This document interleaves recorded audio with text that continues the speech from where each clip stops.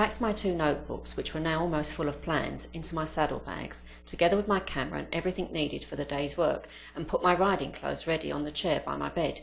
In the middle of the dark night, a rustling woke me. I looked up and saw a man crouching in my tent, a shadowy figure outlined against the sky. I tore open the mosquito curtain, leapt out of bed, and made for him. But while I got myself out of the mosquito net, he had had time to get himself out of my tent, and I just saw him disappear between the tents. I shouted to my servants, who had chosen that night to sleep like the dead, and it must have been a full minute before I roused them.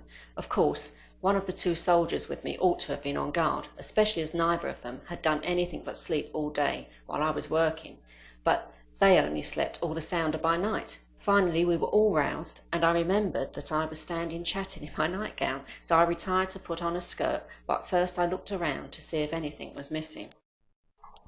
Everything lying loose was gone. Clothes, saddlebags, boots, and half of one of my mule trunks had been emptied, and the contents, including a belt with money in it, taken away.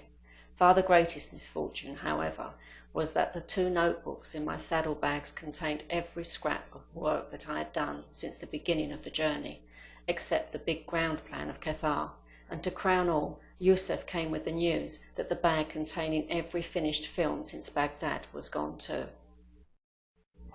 So, in a moment, there was a clean sweep. Photographs, plans, notes, all had vanished.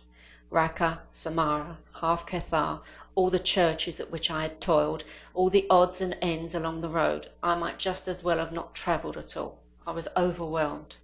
There we stood, helpless in the dark night, while my goods were hurrying away somewhere over the rocky hills and through the oak woods.